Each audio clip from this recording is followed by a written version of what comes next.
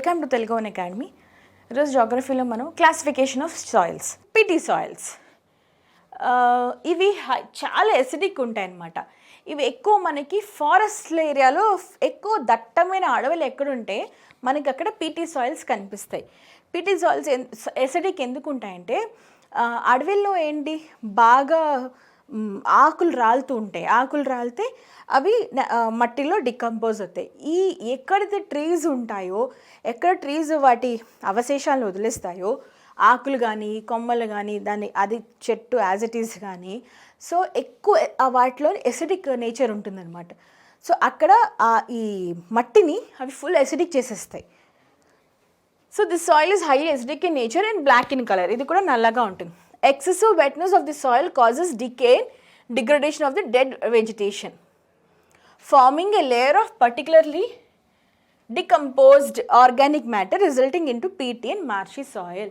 So మనం చెప్పుకున్నట్టు అవి ఏం చేస్తాయంటే ఎక్సెసివ్ వెట్నెస్ బాగా ఎప్పుడు ఫారెస్ట్ ఏరియాలో ఎక్కువ మనకి ఫారెస్ట్లో ఇవి కూడా కనిపిస్తాయి. ఎక్కువ తడిగా ఉండడం వల్ల డెడ్ వెజిటేషన్ ఒక లేయర్ అంతా ఫామ్ అయిపోతుంది. ఫామ్ అయిపోయిన తర్వాత అది డికంపోజ్ అవుతుంది. డికంపోజ్ అయిన తర్వాత ఏంటవుతుందంటే result into peaty and marshy soil which is very acidic because of dead vegetation. They are found extensively in the northern part of Bihar, the southern part of Uttarakhand, western front areas of West Bengal, Orissa and Tamil Nadu. So ఇది PT soil. Next is forest soils. Forest అంటే అడవిలో కనిపించే మట్టి ఏదైతే ఉందో దట్టమైన అడవిలో అది ఫారెస్ట్ సాయిల్స్. ఇవి ఎక్కడంటే ఆబ్వియస్గా ఎక్కువ రెయిన్ఫాల్, ఎక్కువ వర్ష శాతం ఎక్కడ ఉంటుందో అక్కడ అంటే అడవిలో కాబట్టి మనకి ఎక్కువ రెయిన్ఫాల్ ఉంటాయి డెసిడ్యూస్ ఫారెస్ట్, ఎవర్ గ్రీన్ ఫారెస్ట్లో. సో ఎక్కువ మనకి ఇక్కడ అడవి ప్రాంతాల్లో కనిపించేవి ఫారెస్ట్ సాయిల్స్ అనమాట, పేర్లోనుంది. ఇవి బాగా సిల్ట్ అంటే మెత్తగా లోమి, కొంచెం ఫైన్ లోమ్గా ఉంటాయి. అండ్ నెక్స్ట్ ఎక్కువ వ్యాలీ సైడ్స్లోని ఈ మట్టి మనకి ఎక్కడ కనిపిస్తుందంటే valley sides and grainy in the higher inclines. They are loamy and silty on the valley sides and grainy on the higher inclines. అంతే కదా. ఇప్పుడు ఇలా అడవి ఉందనుకోండి, ఇక్కడ ఫైన్ మట్టి దొరుకుతుంది, లోమీ అండ్ క్లేయి, సిల్టీ. ఇక్కడ మాత్రం కొంచెం ఈ ఏరియాస్లో కంకళ్ళు కొంచెం గ్రెయిన్గా ఫైన్ టెక్స్చర్ ఉన్న ఇది దొరుకుతుంది. The snow isolated areas of the Himalayas they encounter denudated and are acidic with low humus content. The soils observed in the lower valleys are rich. ఇక్కడ వ్యాలీస్లోని మీకు రిచ్ సాయిల్ దొరుకుతుంది, ఈ ఫారెస్ట్ సాయిల్. బట్ ఈ high వ్యాలీస్లోని ఇవి always ఎక్కువ snow కవర్తో ఉంటాయన్నమాట. మనకి అది హిమాలయాస్లో, మనం ఉత్తరాఖండ్లో, కాశ్మీర్లో ఈ టైప్లో చూడొచ్చు అనమాట. ఈ లో వ్యాలీస్లోని ఫర్టైల్ సాయిల్ దొరుకుతుంది. బట్ ఈ స్టీపీ సైడ్స్లో మాత్రం మనకి ఫర్టైల్ సాయిల్ దొరకదు.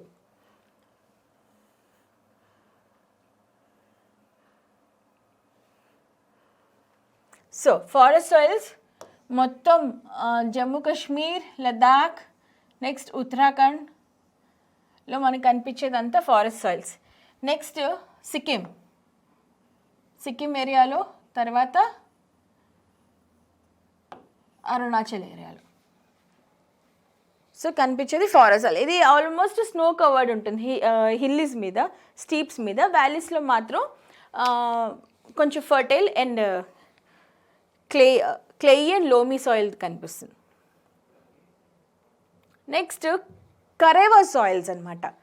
కరేవా సాయిల్స్ అంటే వీటిని మనం లాకెస్ట్రైన్ సాయిల్స్ అంటారు. అంటే లేక్స్ ఎక్కడ ఉంటాయో ఆ లేక్స్ దగ్గర ఏర్పడిన సాయిల్స్ని కరేవా సాయిల్స్ అంటారు. ఇవి ఎండోజెనెటిక్ ఫోర్సెస్ వల్ల మనకి ఎక్కడంటే కాశ్మీర్ వ్యాలీలోని మనం ఈ సాయిల్స్ చూస్తాం. దీస్ ఆర్ కాల్డ్ కరేవాస్ అనమాట. ఇవి ఎండోజెనెటిక్ ఫోర్సెస్ వల్ల తయారైనవి. ఎప్పుడంటే ప్లెస్టోసీన్ పీరియడ్, అంటే అప్పుడు మనకి హిమాలయన్స్ ఫార్మేషన్ ఆ టైంలో, ఆ ప్లెస్టోసీన్ పీరియడ్లో ఇంకా ముందే. సో ఎండోజెనెటిక్ ఫోర్సెస్ వల్ల పైన ఫోర్సెస్, ఎక్సోజెనెటిక్ అంటే ఎర్త్ లోపల ఉండే ఫోర్సెస్, ఎండోజెనెటిక్ అంటే పైన జరిగే ఫోర్సెస్. ఈ Kashmir, Bhaderwah and Doda are district of Jammu and Kashmir known as Karewas. అక్కడ లోకల్గా ఉండే వీటిని కరేవాస్ అంటారనమాట.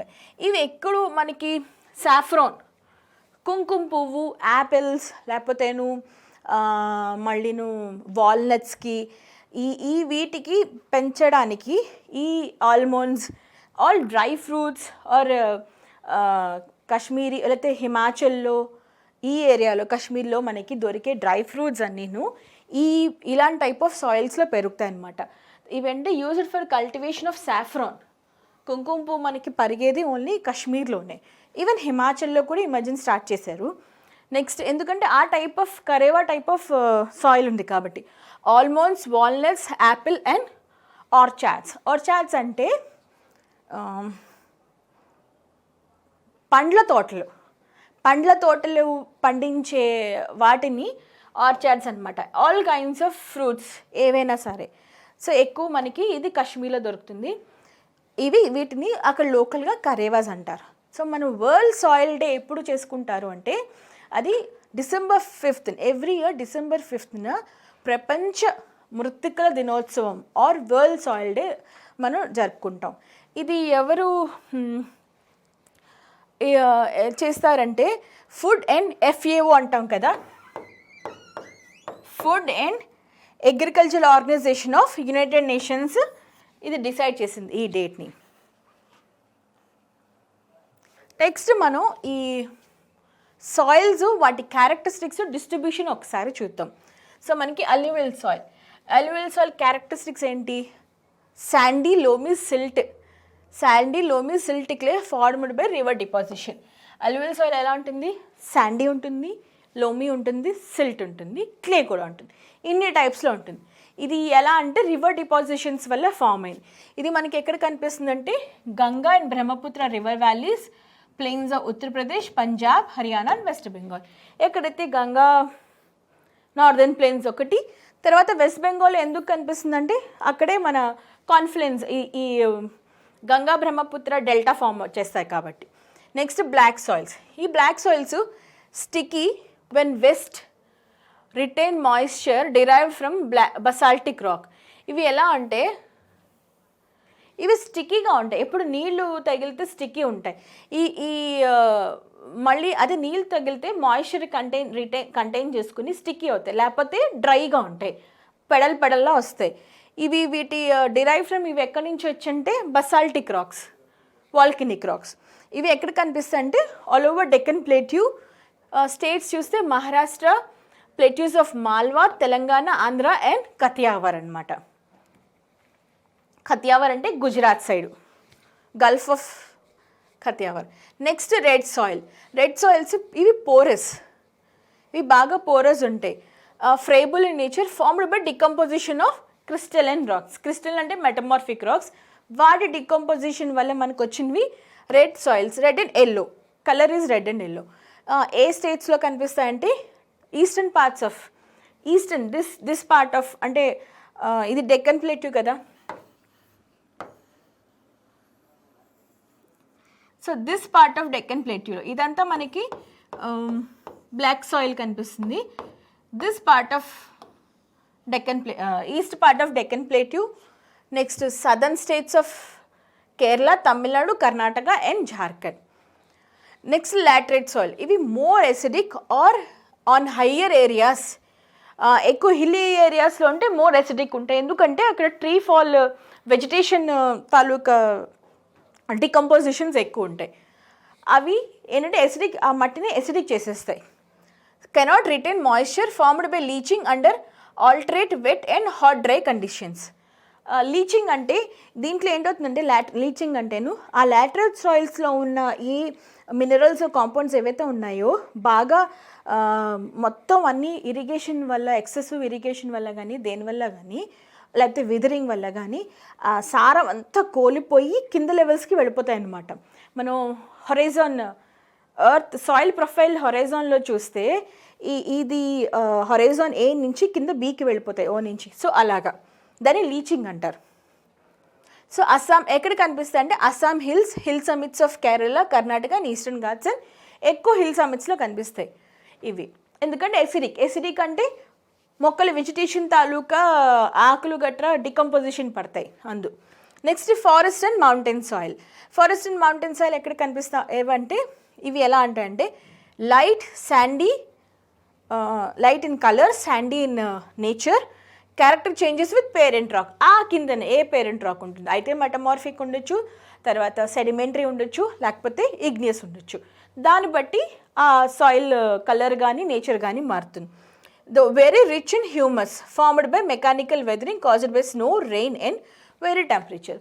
ఇది హ్యూమస్, నీటిని దాంట్లో ఉండే తేమ శాతం చాలా ఎక్కువ ఉంటుంది, ఎందుకంటే స్నో ఉంటుంది, రెయిన్ వాటర్ ఉంటుంది, తర్వాత అక్కడ రివర్స్ ఉంటాయి. ఇవి మనకి ఆబ్వియస్గా మౌంటైన్ ఫారెస్ట్లు or mountain or forest soil and mountain soil అంటే మనకి మన ఇండియాలో ఉండే మౌంటైన్స్ ఎక్కడంటే హిమాలయాస్, తర్వాత north eastern areas, next eastern ghats and western Ghats.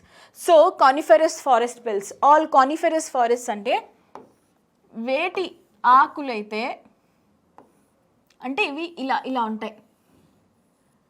ఇలా ఎందుకు ఉంటాయంటే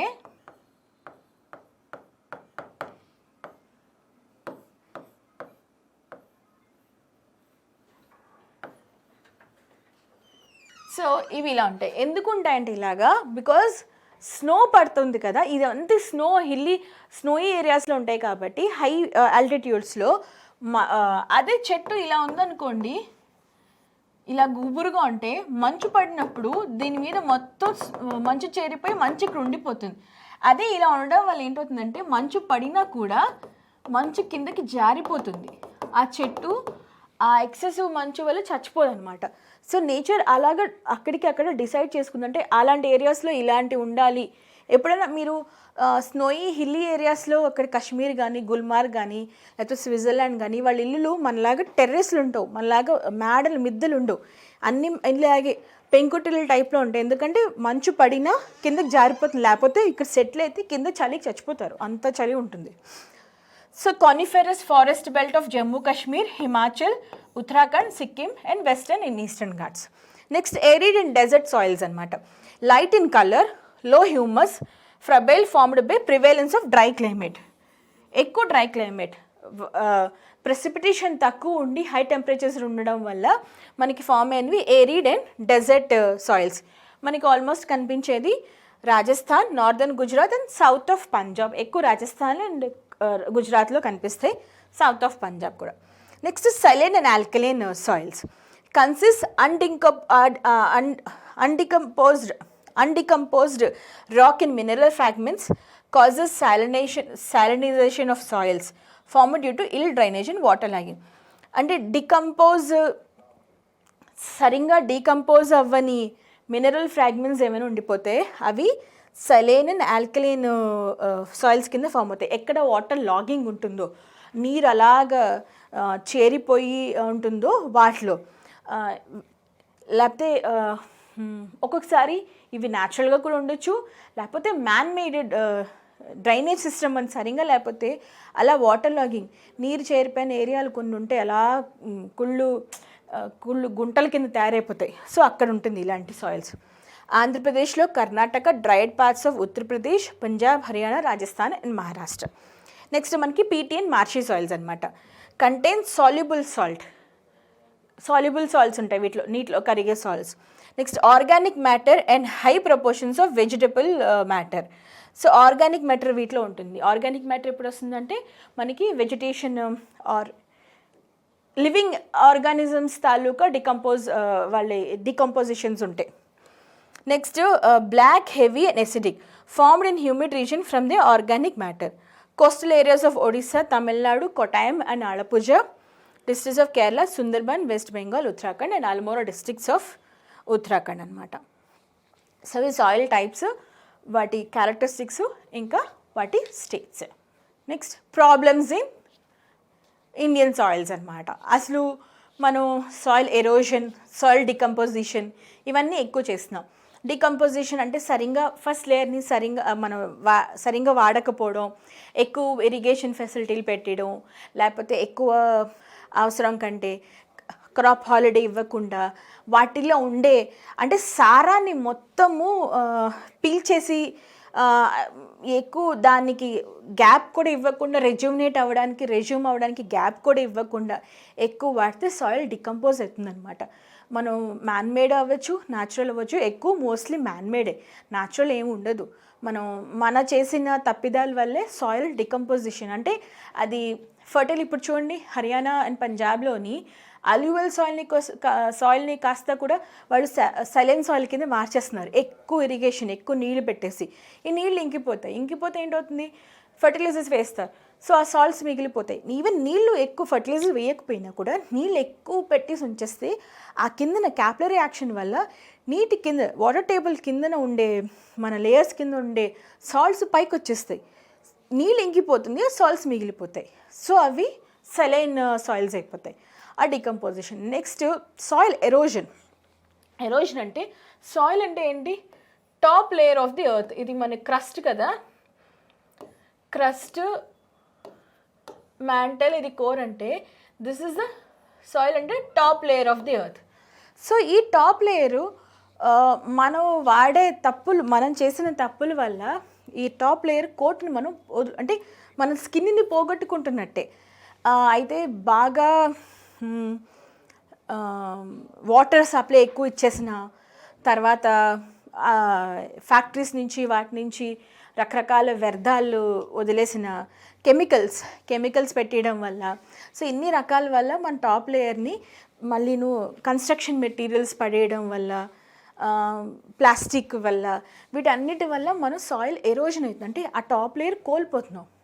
ఎక్కువ మనం ఇప్పుడు రివర్ అంటే మౌంటైన్ ఏరియాస్లోని రెయిన్ వాటర్ని సరిగ్గా ట్రీట్ చేయకపోతే ఏంటవుతుంది, మౌంటైన్ ఏరియాస్లో ఇక్కడ నుంచి వర్షం పడింది అనుకోండి, ఇలా వర్షం పడితే ఆ ఫోర్స్కి సాయిల్ కిందకు వస్తుంది. సో దానికి మనం ట్రీట్ చేయడానికి టెర్రస్ కల్టివేషన్స్ చేసుకోవడం, స్టెప్ కల్టివేషన్స్ ఇలాంటి ఏదో చేసుకోవాలి. టాప్ లేయర్ని కోల్పోతే మట్టుకి మనం it will take thousands of years, hundreds of years to get small layer of soil, to form small layer of soil అన్నమాట.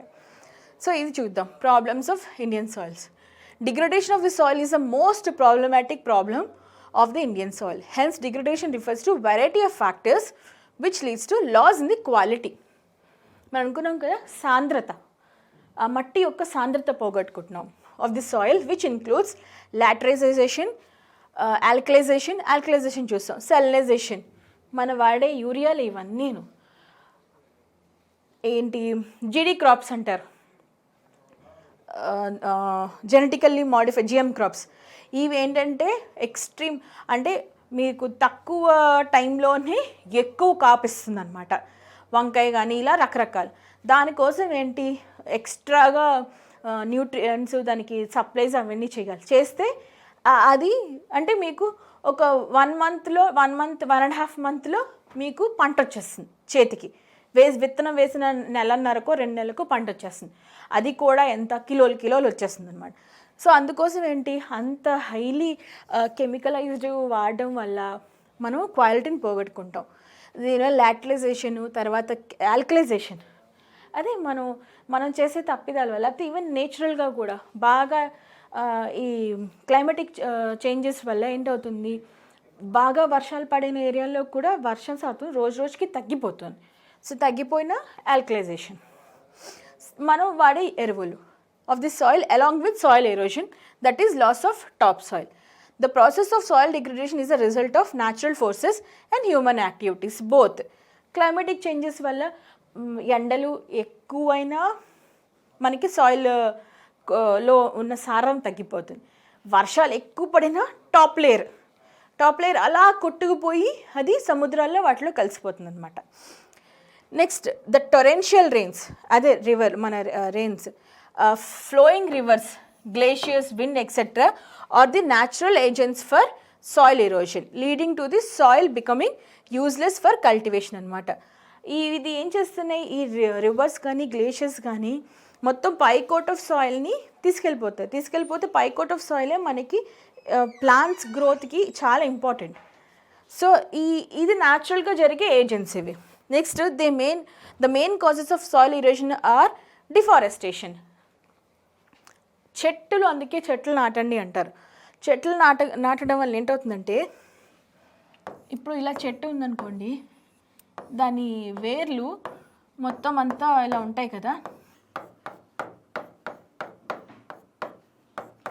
సో ఇక్కడ బాగా ఈ వేర్లోని మట్టిని పట్టుకుని ఉంటాయి. ఇక్కడ బాగా వర్షం పడినా, మీరు వాటర్ వెళ్ళినా, ఈ చెట్టు ఏం చేస్తుందంటే ఇక్కడ మట్టిని పట్టుకుని ఉంటుందన్నమాట.